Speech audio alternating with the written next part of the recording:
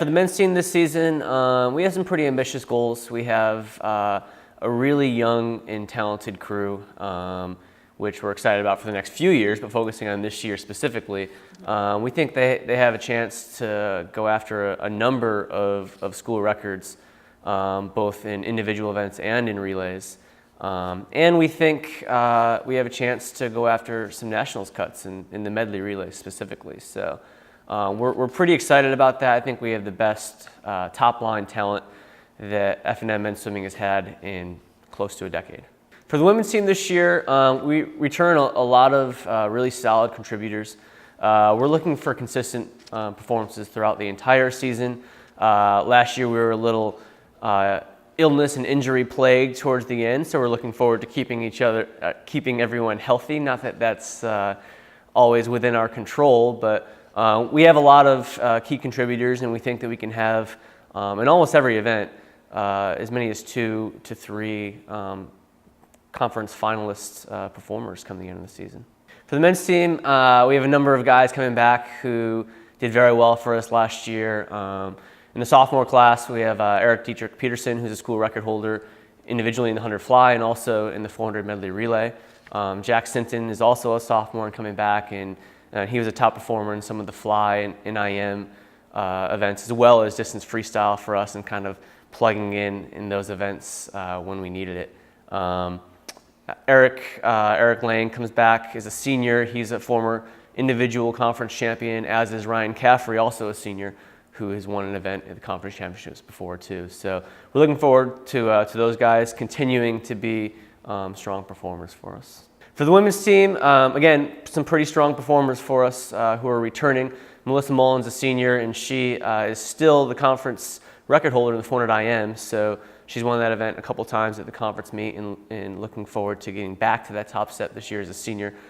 Grace Peerless is one of the top distance freestylers in the conference and has been right up there in the top 3, top 5 in the distance free events. We also have junior Colleen Lawler, who's abroad right now, but will be back in the spring, and she had a breakthrough last year in the sprint fly events specifically. And then sophomores, Kathy Hirsch and Erin Fago, made a big impact in their freshman years in their respective events, and we think they're only going to get better this year. We expect some pretty big things from the freshman men this year, not to put pressure on them, but we have a smaller team. It's a small team, but a very talented team with the men.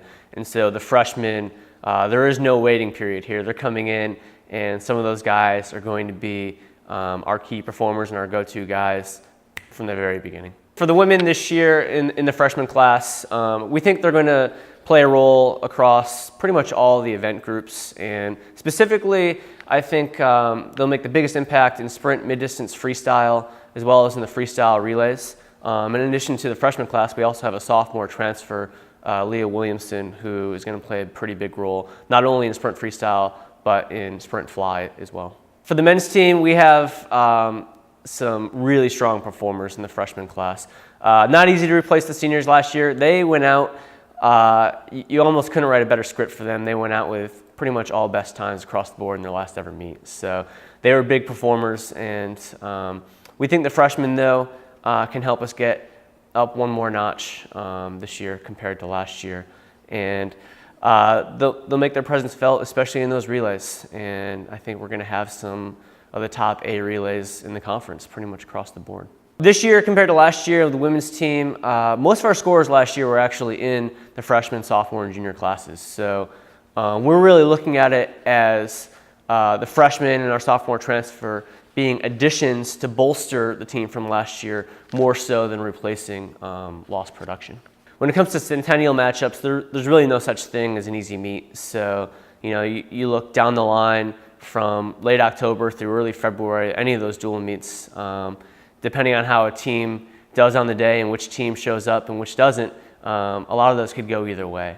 So those would be pretty much all key matchups. We do have some new meets this year that we're looking forward to. In general, we're staying a little bit closer to home this year. So in past years, we've gone down to Richmond, Virginia for an invitational. We're going to have our home invitational before Thanksgiving, which will be our big first semester focus. And then we'll have a secondary invitational, which we're going to Gettysburg College instead of Richmond. So those would be kind of the big focuses for first semester. We also have a number of dual meets. We're starting off with York and Messiah a week earlier than normal. This year we've added Arcadia to the schedule. We'll still have Susquehanna as an out-of-conference meet. And then our senior day meet, which is against Dickinson, we've also added 2 new teams from out-of-conference. Cabrini College and SUNY New Paltz from New York will be coming down. And so it's a new look schedule. I think it's a good thing. It's good to mix it up and have some new teams that the swimmers are less familiar with. And I think it'll make for some pretty good matchups from start to finish.